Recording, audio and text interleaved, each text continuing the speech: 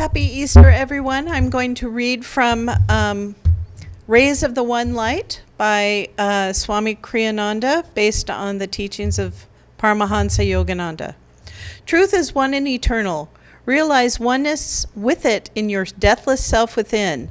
The following commentary is based on the teachings of Paramahansa Yogananda.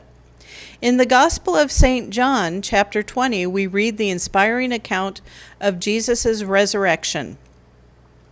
The first day of the week cometh Mary Magdalene early, when it was yet dark, unto the sepulchre, and seeth the stone taken away from the sepulchre, which is the tomb. Then she runneth, and come to Simon Peter, and to the other disciple, whom Jesus loved, and saith unto them, They have taken away the Lord. Then the same day at evening, being the first day of the week, when the doors were shut, where the disciples were assembled, for fear of the Jews, came Jesus and stood in the midst, and saith unto them, Peace be unto you. The resurrection of Jesus, doubted by many, but affirmed by those who were close to him, was a miraculous event, though not one unique in history, for many great saints of other religions have appeared to their disciples after death. Sometimes their appearances have been, as that of Jesus was, in flesh and blood form, and not only in vision. Paramahansa Yogananda relates an autobiography of a yogi the account of his guru Sri Yukteswar's resurrection after his earthly passing. Miracles of this type are revealed only rarely to the masses, but accounts of them, related by men and women of reputed truthfulness, have inspired many devotees with faith in the reality of subtler than material states of existence. Resurrection, Yogananda explained, means transformation, ultimately, from any lower state of being to a higher one. Worldly consciousness cannot imagine such transformation except in terms of perhaps an improvement of the present mess of pottage with the addition of a new flavoring. Divine consciousness, however, is capable of taking the base metal of worldliness and transforming it into the spiritual gold of divine wisdom and love. In keeping with this truth, the Bhagavad Gita in the 9th chapter tells us, Ye who into this ill world are come, fleeting and false, set your faith fast on me, fix heart and thought on me, adore me, bring offerings to me, make me prostrations, make me your supremest joy, and undivided unto my rest your spirits shall be guided. Thus through Holy Scripture, God has spoken to mankind. Om, Om, Om. It's very nice to celebrate Easter with Swamiji, and it's very nice to celebrate with all of you. The only way I could think of to improve on the celebration is if we could actually be together in this room celebrating in this temple. And so it's an unusual Easter that God has given us this year.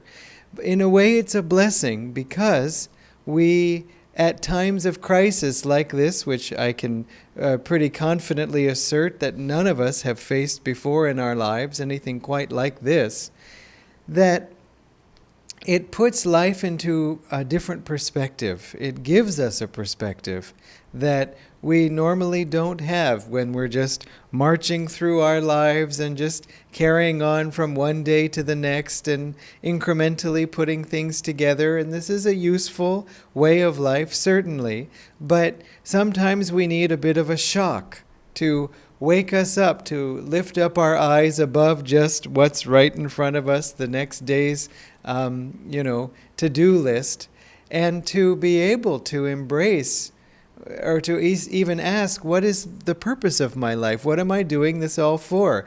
I still remember a friend of mine who was giving a talk, and when she said to the class, we go, we live our lives, we do our jobs, we raise our children, and what is it all for? And just the way she said that, it seemed to sort of well up from the depths of her being. And I was looking at something, not my phone, but I think I was just looking down when she said that. I looked up because it reverberated through the room. It's a question that comes to all of us in time. I think for all of you, certainly, it's a question that has already been asked and answered. What is it all for? To find God. There is nothing else. And so all of this really, in a way, is just a training exercise. So we should be grateful when something like this comes and reminds us what it is all for and how little is within our control. This virus, for example, is something that none of us has been able to control. No one in the world has, in the way that we're used to controlling things. Its whole problem is that it was out of control. And so then we're being controlled not only by the virus, but also by the government for good reason, to try to keep all of ourselves safe. But for yogis, this time can be quite joyful because we know what seclusion is. We know that it's very helpful to go inside, to be inward. We know that whatever comes of itself, let it come, Master said. You must stand unshaken amidst the crash of breaking worlds. And this is probably the closest thing that any of us have experienced in recent time to a breaking world. I don't think the world is breaking, but it's certainly shaking a little bit. Not shaking it in the way that Master described once, where he said, if God just shakes this world good for a few seconds, everyone will be gone. And so I don't think God's doing that at the moment, but there's definitely a tremor. What's interesting, too, in what Swamiji was saying about loving everyone is that right now, all of us on this earth are united with a common enemy in this virus, and all of us are going through very similar experiences. And you read the news from one country or another, and there's everyone dealing with quarantine or dealing with hospitals or dealing with prayers, all supporting the healthcare workers, in different ways. It's really quite amazing because never have we seen a pandemic like this. We've seen this part of the country has this problem, and we're so sorry, and let's try to remember them as we, go about eating chocolate and Mysore pak and so on. And everyone is having the same experience. And we're getting inspiration from all different parts of the world. On the other hand, you have to be careful how you get that inspiration, because if you look for it in the news, there's a lot of other kinds of feelings you can get from reading the news. I was talking to a friend recently, and she was sort of dragging out horror story after horror story from the news, and I finally had to point out that, she might need to find a vaccine for the news. Just like, why don't you turn it off? Because it's constantly agitating you. It's constantly, bringing out this story or that. And so we have to learn how to pace ourselves because, again, none of us has been in this situation before. I was speaking to the Kriyabans yesterday. We had Kriyaban classes, both Dharmini and I did. And I was speaking to the new Kriyabans who had just taken initiation. And again, so many of them were expressing, thank God I took Kriya initiation before quarantine, before lockdown, so that I could be practicing it at home, so I could be practicing it during this time. And we can, all of us, say that, whether it's, I'm so glad I took discipleship, I'm so glad I came to this path, because, even if we came years ago, it has given us the tools, it has given us the context, and it has also given us the knowledge that we are not alone in this by any means. As Master said, this world will go on like this. What are you worried about? This world is God's show. It's His world. It's not your world. Don't get mixed up in it. It doesn't mean we shouldn't care. Of course we should, because in caring for others, in praying for others, we ourselves become uplifted too. And it's only natural. Once you feel more peace, you want to share that peace with others. Once you feel more joy, it naturally bubbles over, and that joy spreads to others. And so again, you can't help loving others as your own heart fills with love, as loving them as God's children. And so, just as God is infinitely patient with us, let us try to be patient with others who don't have a context for this necessarily, or who even among our own gurubhais are shaken up in the storm a bit, because we're all works in progress. And so, we have our ups and downs too, of course, on our journey home to the infinite. And so let us understand that there are extenuating circumstances, and again, be patient with one another. Really, though, the message of Easter, as Swamiji said, of resurrection, of how Christ manifested for, especially in the time of Kali Yuga, the most dramatic miracle of being finally killed, and not just killed, well, I don't know how to finish that sentence. What I want to say is killed in such a dramatic fashion by the powers that be, by the establishment, by the authorities that have said, you shall be put to death. And so it's sort of every individual's nightmare in a way, that just facing this unfeeling authority that just dumps you in the trash heap. And so 2 days later, he was walking around fine, resurrected. And again, even facing his disciple, Doubting Thomas, who you all know from Santome, just down the street from here, where his body was buried. Doubting Thomas said to Mary, as Dharmini was reading, I will not believe it until I place my hand in his wound, and see him with my own eyes and place my hand in his wound. And when Christ appeared amidst his disciples, he said, Thomas, come, place your hand in my wound. And Thomas said, my Lord and my God. What else could he say? I mean, it was just shocking to him, as it would be to any of us. And yet, remember, Christ didn't appear to the masses. He didn't come on a big billboard or come on Facebook and say, I have risen. He came to his disciples. They were the ones who drew that miracle by their devotion, by their openness, by their receptivity, probably also by their desperation. I mean, again, if you have a hard time relating to this story personally, just imagine if Master had been crucified, if he had been murdered by the government. I mean, it's hard to even say. The heart shrinks in terror from such a thought. And so we can imagine how desperate we would feel at a time like that. Here they were, Christ's disciples, following their guru, feeling that he was giving them liberation and helping the whole world to be uplifted. And suddenly it seemed that the world had won, that the world had defeated him. And that perhaps some of them wondered if everything they had believed was a lie, because here their teacher had fallen to the, again, authorities, the police. And then he showed them that he could overcome death. And again, in Kali Yuga, such a dramatic example was needed. It's the only thing that would get through. You couldn't just say, try to tune into the energy in the spine. What energy? What spine? None of this was even known to people on a subtle level unless they were already saints or mystical.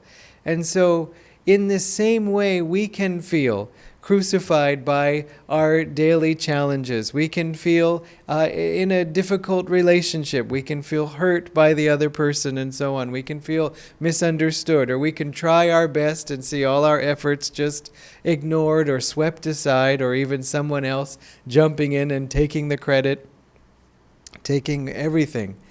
And in times like that, it's important to remember that the story is not over yet.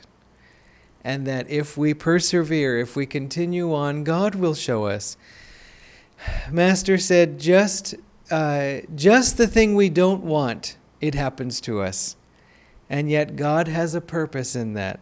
Swamiji said, even in the feeling, when overcome with feelings of despair, which he said usually one feels despair after a worldly disappointment, an outer letdown in this life, that even in that sort of deepest feeling of loss and sadness, there can also be a positive feeling of relief, a sense of feeling lighter, as if some karmic burden has been removed from us. Sometimes that's the only victory we find in a test, that, well, it really didn't go well at all. I crashed and burned, but I'm still here. I'm still standing, or I'm still maybe lying down. I'm still existing. I'm on the path. I want to keep going. Swamiji had a brother disciple, a direct disciple of Master's, who had a vision that he shared with Swamiji. He saw Master standing in a great light, and all of the disciples were running towards that light from different directions, or maybe the same direction, I'm not sure, but they were all running toward Master in this light. And in fact, the man told Swamiji that 4 of them, in the vision that he had, he saw 4 of them enter that light, and he told Swamiji, and you were one of them.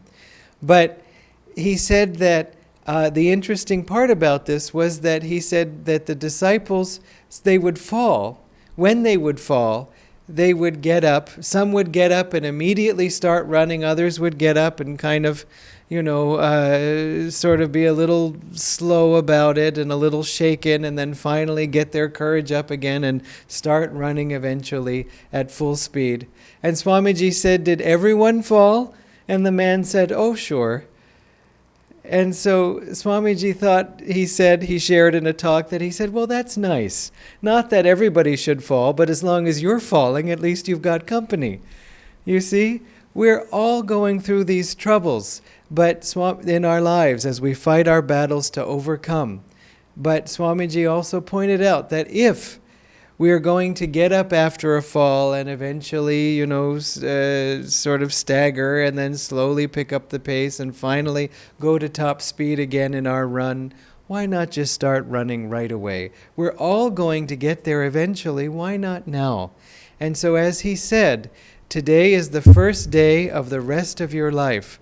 He said, somebody muffed the saying once and said, today can be the first day of the rest of your life. I mean, what else is it? It has to be the first day of the rest of your life. But even more so, as he said, than New Year's Day, which isn't really based in anything particularly astrological or just it's sort of an arbitrary time of the year that we say this is the beginning of the new year. But in terms of Easter, of that ultimate proof that God's power is greater than the world's power. It's so important to have that clearly in your mind, especially when criticized by others, especially when your cherished beliefs are just mocked by people whom you consider friends, especially when everything you're trying to do just falls apart, even if you're doing it for God and still it doesn't work. Whenever it seems like the world is winning, just remember God's power always wins out in the end. And all of these things that everybody says are so valuable, so important, they're all important in a certain way, but not in the way that they're being said. They're all fleeting. In the story of Christ's life set to music, it's called Christ Lives. The original title Swamiji gave it was Christ Lives in the Holy Land and in You. And it was because, again, as Dharmini had shared last week, when Swamiji was in Israel and meditating in these places, and then later when he came home and put his mind on those places again, these melodies came to him. That's where so many of these songs were inspired from. And during the concert, they would show pictures of the places associated even with each song. But one of the songs, the words are to it in the first part of the oratorio, which we also call it, the wonders that man did carve out of stone and wove out of music, then called them his own, did last a brief hour, as in Greece and in Rome. It was grace at last that did free us, when our souls sought love alone. And so also another song that we sang all together last week, To souls that were fallen, he spoke of God's love and coaxed them with kindness to turn back again. Forsake, he said, the fulfillments of earth, for the comfort they bring you lasts hardly an hour. And that's partly the opportunity we're in right now with all of this challenge going on around us. Is so many things that we take for granted we may not have anymore. We may not get the different food items, or so many people I'm talking to are saying, I'm suffering. And what is it? Do you have electricity? No, the electricity is not gone. Do you have water? No, the water is not gone. Do you have internet? No, internet is not gone. Well, what's gone? The maid is gone. The cook is gone. All the help is gone. And I am having to do it all myself. And I can sympathize. And yet, on the other hand, what else do we have to do? It brings us very much back to basics. Making sure we can care for ourselves and others, and then giving us time to be together in the family, also to be apart from time to time to recharge ourselves, but above all to go inward.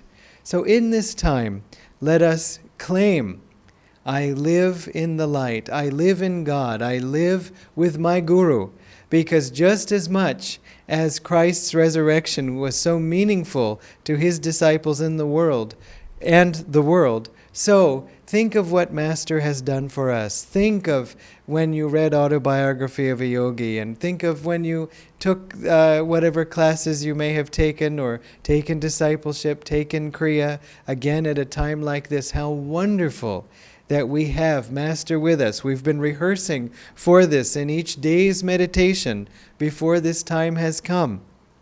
Let's take advantage of it, and let's also take today to say, I leave behind me everything from the past, and I will be reborn anew. I choose God. I choose to love God. I love God. God, I love only you.